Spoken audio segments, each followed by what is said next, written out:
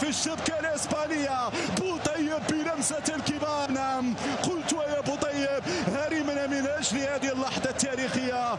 هدف في المونديال، هدف مونديالي يا بوطيب. منذ آخر هدف لصلاح الدين بصير أمام المنتخب الاسكتلندي. ها هو خالد بوطيب يجدد العهد مع الأهداف. ها هو خالد بوطيب بعد 20 سنة من الغياب.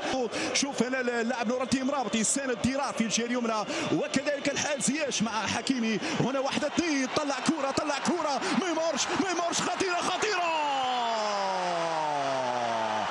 التعادل لإسبانيا. هذا الثانية البارك بوصوفة، كريم الأحمد، يونس بلندا، حكيم زياش، نور الدين مرابط، ثم خالد بوطيب. بالمقابل المنتخب الإسباني حاضر مع ديخيا في حراسة المرمى، كارفاخال. لكن وين يا مرابط؟ كان عندك المجال يتقدم. هناك لمسة يد يا لوزباكي. يعني في بعض الأحيان حرام علينا وحلال عليهم.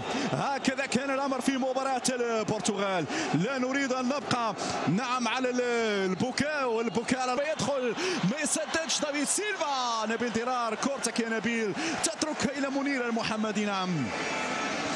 بي ان سبورتس تضمن لكم. الحكيم يتردد كثيرا في الصوت، بينما كرة وديخيا توقيت الخروج ممتاز. مرة أخرى ترجع مغربية بإمكان التسديد. يونس هنا الجرأة المغربية هجوميا حاضر. نور الدين مرابط، التسديد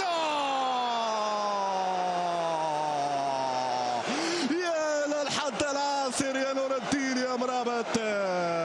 القائم يقف أمامك في كرة ولا أحلى، في كرة مغربية كادت أن تهتز الشباك الإسبانية بهدف ولا أحلى. هدف شكل في المنتخب المغربي. هذا ويسكو العرضية، رابط سدد يا كريم، حذر من الكرة الضايعة. هذه عرضية،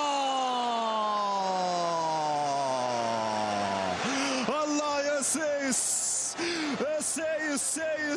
سايس حتى في الركنية كانت في طريقها للمرمى. الهدف لطيران، كرة أمامية خطيرة.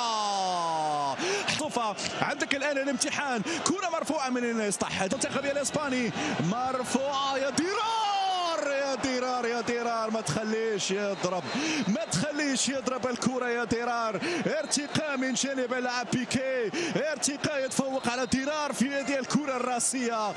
كأس عالم، ولكن هناك تحدي آخر في كأس افريقيا. حذاري الآن عادت الحياة، عاد الأمل، عادت المجموعة، عادت الروح، وعادت الانتصارات، وعدنا إلى العالمية. قدمنا مستويات كبيرة، ولكن نريدك يا إيرفي، نريد عليك أن تلعب بهذه الطريقة. إنيستا العرضية وانتصار كان لنا، وهنا فرصة لنا في الجهة اليمنى ناحية اللاعب نصيري، ولكن تطول بعد ذلك إلى ركلة المرمى. كانت هناك محاولة من اللاعب البديل، لكن الكل سيشهد لنا بمباريات بطولية في 98 أمام اسكتلندا. ثنائية الذهبي عبد الجليل لزياش، تصل هذه العرضية، زياش كذا يفعل، لكن بيكي يخرج الى الركنيه. هل فيها لمسه يد هذه لعادة مشددا؟ فيها لمسه يد. ارفع اعتقادي خدم المنتخبات الكبيره.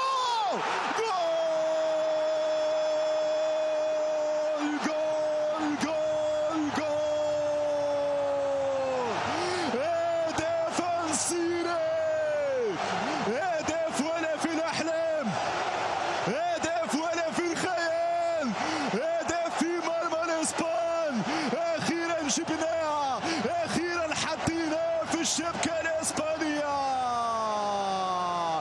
انتظرنا طويلا يا نصيري، هرمنا يا نصيري، هرمنا لنتابع انتصار مغربي في هذا المحفل العالمي. مرمى كما ترى يا سايس، اسد بحق يا سايس. يمكن اليوم غاب الكابيتان بن عطية، لكن مباراة كبيرة اليوم يقدمها في وسط الميدان. تقريبا 3 دقائق، وكأنها 3 ساعات، وكأنها 3 أيام.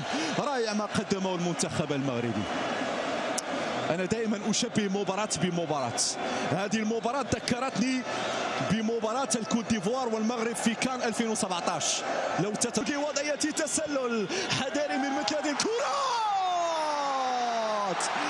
الحمد لله فيها صافرة،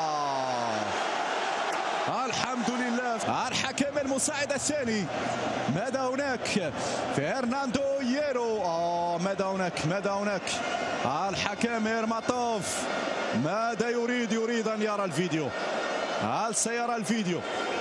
يعني شوف، في بعض الأحيان نقول لك الفار وبعض الحكام يعني الفار حلال عليهم وحرام علينا. فيها تسلل، هل فيها تسلل؟ الحكم إيرماتوف سيلجأ إلى الفيديو. نعم، يقر الهدف في هذه اللحظات مشاهدينا الكرام. هدف التعادل مع الأسف في الوقت البدل الضايع.